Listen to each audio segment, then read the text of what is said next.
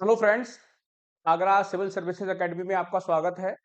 दोस्तों, एक बार फिर से हम करंट अफेयर की क्लास को डिस्कस करने जा रहे हैं। Today we are going to discuss our second part of this month current affair. दिसंबर मंथ का हम दूसरा पार्ट जो है वो डिस्कस करने जा रहे हैं। दोस्तों, एज यू नो, हम अपने हर वीडियो में लगभग 25-30 क्वेश्चंस जो बहुत इंपॉर्टेंट करंट अफेयर होता है उस पर्टिकुलर वीक का वो हम डिस्कस करते हैं। तो जो आने वाले जो दोस्तों एग्जाम्स हैं उनमें ये करंट अफेयर बहुत बेनिफिशियल साबित हो सकता है। तो आप अच्छे से वीडियो को देखिएगा और इसको नोट डाउन भी करिएगा। चलिए, आज हम अपना पहला क्वेश्चन डिस्कस करते हैं। आज की हमारी क्लास का फर्स्ट क्वेश्चन है, हाल ही में भाजपा ने निम्नलिखित में से किन राज्यों में विधानसभा चुनाव जीता है। दोस्तों, आपको पता होगा हाल ही में विधानसभा चुनाव कई सारे राज्यों में संपन्न हुए। तो भाजपा ने 3 राज्यों में विधानसभा चुनाव को जीता है और एक राज्य में कांग्रेस ने जीता है। क्वेश्चन है, ये किन राज्यों में विधानसभा ने चुनाव जीता है। तो ये दोस्तों A B C D options है, राजस्थान, मध्य प्रदेश, तेलंगाना, राजस्थान, मध्य प्रदेश और छत्तीसगढ़, राजस्थान, तेलंगाना और छत्तीसगढ़, मिजोरम, मध्य प्रदेश और छत्तीसगढ़। तो दोस्तों, हम अपनी एक्सप्लेनेशन को देखते हैं क्वेश्चन की। बीजेपी ने राजस्थान, मध्य प्रदेश और छत्तीसगढ़ में विधानसभा चुनाव जीते हैं। कांग्रेस ने तेलंगाना में, ठीक है, जैसा कि मैंने बताया, तेलंगाना में कांग्रेस ने और 3 राज्यों में बीजेपी ने अपनी सरकार बनाई है। ठीक है, ये यहाँ पे कुछ सीटें दी हुई हैं स्टेट वाइज। हालांकि बहुत कम ऐसा पॉसिबल है कि स्टेट वाइज सीटों का जो कुल सीटें होती है उनके बारे में क्वेश्चन पूछा जाए, लेकिन मैच ऑफ द फॉलोइंग में कभी कभी ऐसा क्वेश्चन एग्जामिनर्स के द्वारा बना दिया जाता है, तो उनको भी आप नोट डाउन करिएगा। और जो ऑप्शन हमारा सही हो जाएगा दोस्तों, राजस्थान, मध्य प्रदेश और छत्तीसगढ़, यानी कि option B is the right answer. अगला क्वेश्चन दोस्तों हम देखेंगे। हमारा अगला क्वेश्चन है, 2023 विश्व डिजिटल प्रतिस्पर्धात्मकता रैंकिंग में भारत को कौन सा स्थान दिया गया है। वर्ल्ड डिजिटल कॉम्पिटिटिवनेस रैंकिंग में कौन सा स्थान, कौन सी रैंक भारत ने हासिल की है। 49, 59, 69 या फिर 39। तो international institute for management development यानी कि आईएमडी ने अपनी 2023 विश्व डिजिटल प्रतिस्पर्धात्मकता रैंकिंग जारी की है। कौन जारी करता है दोस्तों, आईएमडी जारी करती है। 64 वर्ल्ड इकोनॉमीज को इसमें शामिल किया गया था, जिनमें से भारत का जो स्थान रहा है वो है 49वां, यानी कि भारत 49वें रैंक पर रहा है। ठीक है, और ये साइबर सुरक्षा से जुड़ी हुई है। ठीक है, तो ऑप्शन ए इसका सही आंसर हो जाएगा। आप यहाँ देख सकते हैं, world digital competitiveness ranking. Okay, हमारा अगला क्वेश्चन हम देखते हैं। भारत देश की याद में हर साल 6 दिसंबर को महापरिनिर्वाण दिवस मनाता है। सुभाष चंद्र बोस, सरदार वल्लभ भाई पटेल, स्वामी विवेकानंद या फिर डॉक्टर बी आर अम्बेडकर। तो जैसा कि दोस्तों आपको पता है, भारत हर साल 6 दिसंबर को doctor B R Ambedkar, Bhimrao Ramji Ambedkar या बी आर अम्बेडकर की याद में महापरिनिर्वाण दिवस मनाता है। 14 अप्रैल 1891 को भारतीय संविधान के प्रमुख वास्तुकार बी आर अम्बेडकर जी का जन्म हुआ था। ठीक है, बी आर अम्बेडकर जिन्हें प्यार से बाबा साहेब के नाम से जाना जाता है, आपको मुझे बताने की आवश्यकता नहीं है। एक न्यायविद, अर्थशास्त्री, समाज सुधारक, राजनीतिज्ञ, संविधान सभा में मौजूद शामिल होने वाले सभी राजनेताओं में सबसे ज्यादा पढ़े लिखे व्यक्ति थे। ठीक है, और उन्होंने हमें जो सबसे अनुपम कृति जो दी है वो है हमारा संविधान।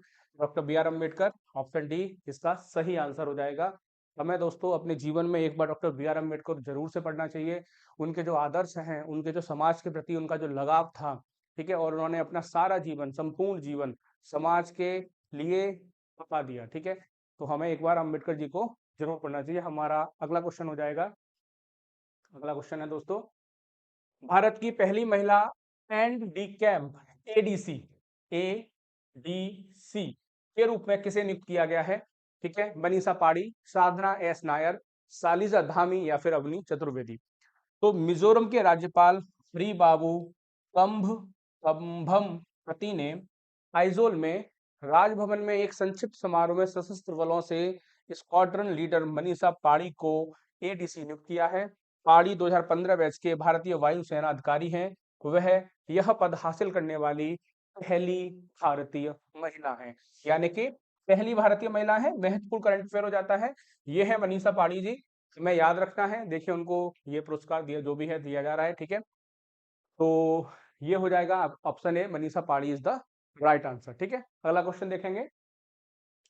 ओलंपियन मुरली श्रीशंकर ने सर्वश्रेष्ठ खिलाड़ी के लिए 35वां जिमी जॉर्ज फाउंडेशन पुरस्कार जीता है? बताना है वो किस राज्य से आते हैं। ठीक है, ओलंपियन मुरली श्रीशंकर, ठीक है, ये है मुरली श्रीशंकर। ठीक है, मुरली श्रीशंकर। केरल, तेलंगाना, आंध्र प्रदेश या फिर कर्नाटक। तो ओलंपियन मुरली श्रीशंकर को जिमी जॉर्ज पुरस्कार मिलेगा। श्रीशंकर ने केरल के सर्वश्रेष्ठ खिलाड़ी के लिए 35 बार जिमी जॉर्ज फाउंडेशन पुरस्कार जीता है। एशियाई खेलों में लंबी कूद के रजत पदक यानी कि सिल्वर मेडल ये जीत चुके हैं। ठीक है, इस साल श्रीशंकर इस साल विश्व लंबी कूद सूची में चौथे नंबर पर है। तो फोर्थ रैंक के प्लेयर हैं वर्ल्ड रैंकिंग में अगर बात की जाए अपनी कैटेगरी में। ठीक है, श्रीशंकर नाम है, केरल से आते हैं, जिमी जॉर्ज पुरस्कार इन्होंने जीता है। अगला क्वेश्चन देखेंगे। भारतीय वानिकी अनुसंधान शिक्षा परिषद की पहली महिला महानिदेशक कौन बनी है? ये जो महिला है हमें इनका नाम बताना है। ठीक है, तो सरला कुमारी, अनीता अग्रवाल, कंचन देवी या फिर दीपिका देश पांडे।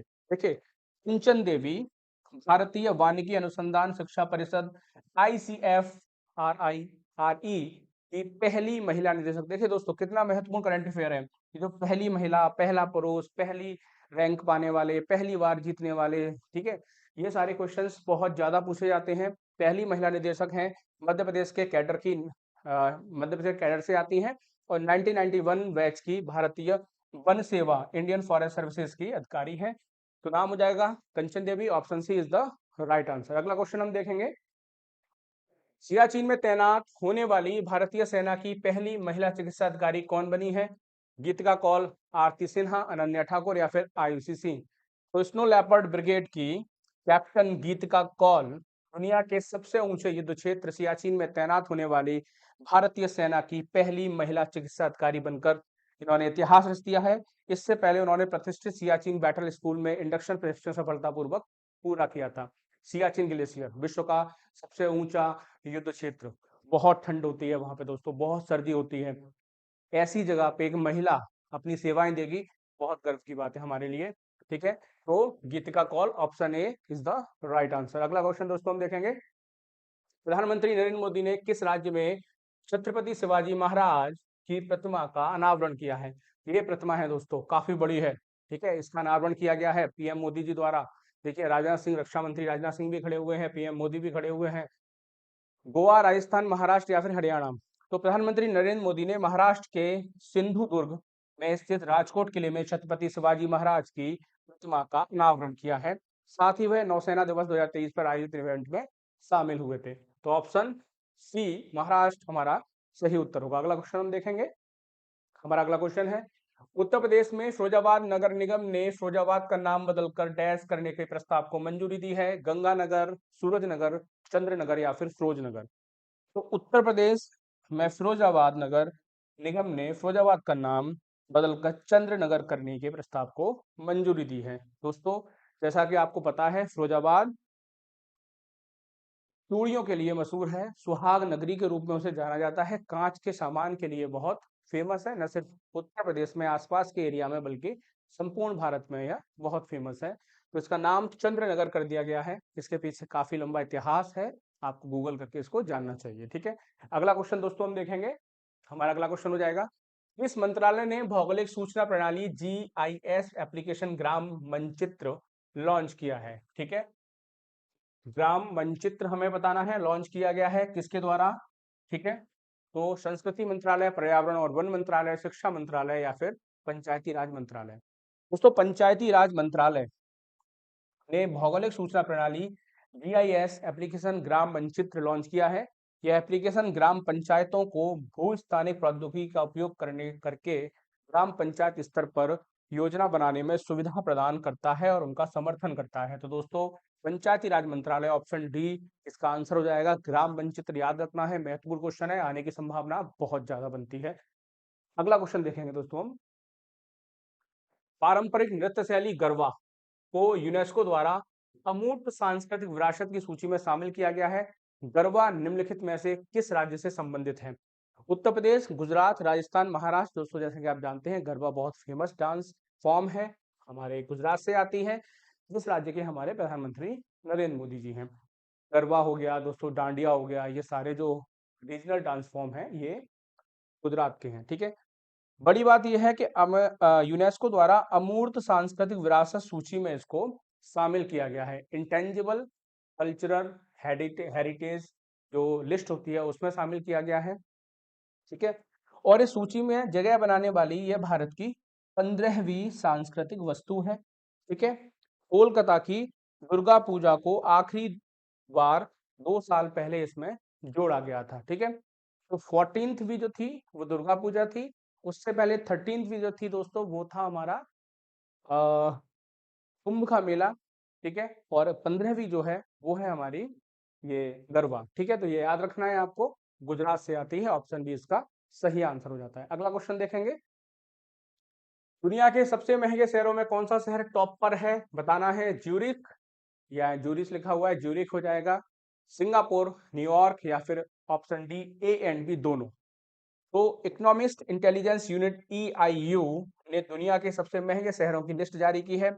स्विट्जरलैंड का शहर ज्यूरिख, देखिए ऑप्शन ए ज्यूरिख और सिंगापुर दोनों, यानी कि सिंगापुर भी, यानी कि option D is the right answer. दोनों संयुक्त रूप से टॉप किए हैं इस लिस्ट में। ठीक है, अमेरिका की राजधानी न्यूयॉर्क और जेनेवा दूसरे, मतलब बेसिकली तीसरे नंबर पर हैं। चीन में कोविड-19 चलते हांगकांग शहर को इस बार 5वां स्थान मिला है, और सीरिया की राजधानी दमिश्क सबसे सस्ते शहरों की सूची में नंबर 1 पर बना हुआ है। ठीक है, तो ऑप्शन डी इसका सही आंसर हो जाएगा। अगला क्वेश्चन हम देखेंगे, मिलान 2024 में कौन कौन से एयरक्राफ्ट तैनात होंगे। INS Vikramaditya, INS Vikrant, INS Talwar, या फिर option D A and B दोनों। भारतीय नौसेना ने 2024 में विशाखापट्टनम में होने वाली इंटरनेशनल नेवल एक्सरसाइज में 2 aircraft carrier INS Vikramaditya, INS Vikrant को तैनात करने का फैसला किया है। दोस्तों बहुत महत्वपूर्ण क्वेश्चन हो जाता है।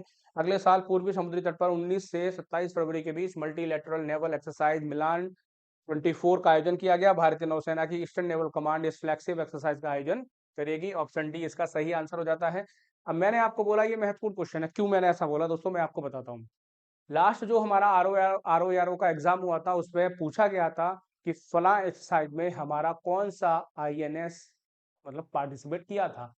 तो ऐसा क्वेश्चन बहुत बड़ी बात नहीं है कि फिर से बना दिया जाए, और वहां पे ये दोनों नाम जो अभी बहुत साधारण से दिख रहे हैं ये आपको वहां पे बहुत महत्वपूर्ण लगने लगेंगे। तो ऐसे क्वेश्चन दोस्तों हमें तैयार करने चाहिए, बहुत महत्वपूर्ण क्वेश्चन है। ऑप्शन डी इसका राइट आंसर है। ठीक है, अगला क्वेश्चन हम देखेंगे, निम्न में से कौन भारत के 84वें ग्रांड मास्टर बन गए हैं। ठीक है, ग्रैंड मास्टर बने हैं 84वें, और ये तो महिला लग रही हैं। ठीक है, तो ऑप्शन ए वैशाली, रमेश बाबू, हरिका द्रोणावल्ली, सागर चौहान, या फिर गौरव तिवारी।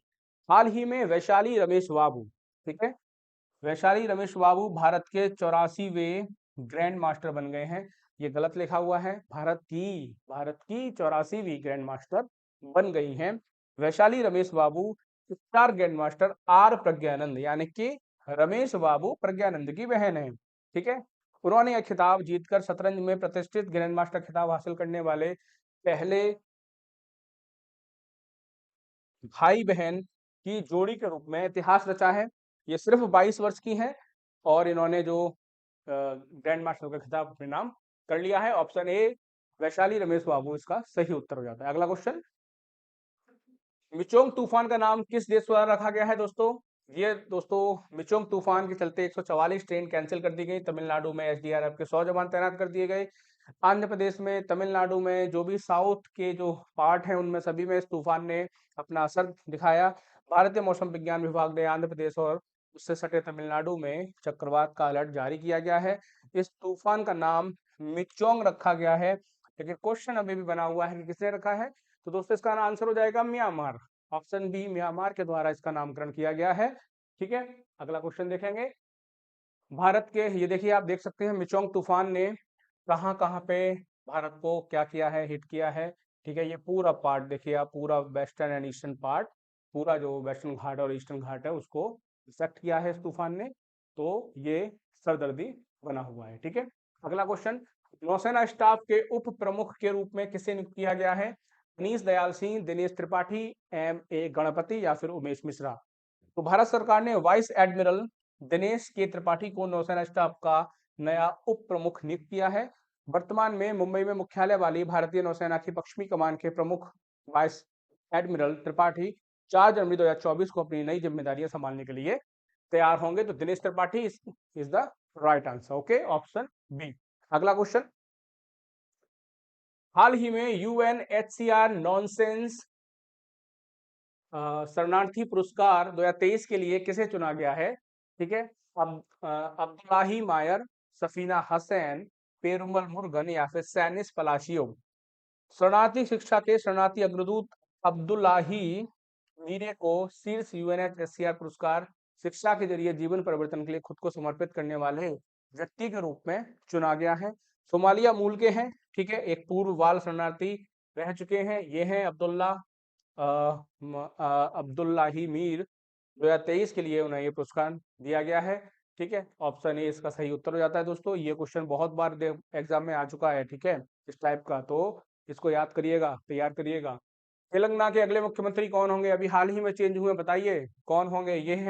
ये होंगे, ठीक है, गद्दाम विवेक वैकंठ स्वामी, ठीक है, जीवी वैकंठ स्वामी, विनोद गद्दाम, रेवंत रेड्डी या फिर इनमें से कोई नहीं।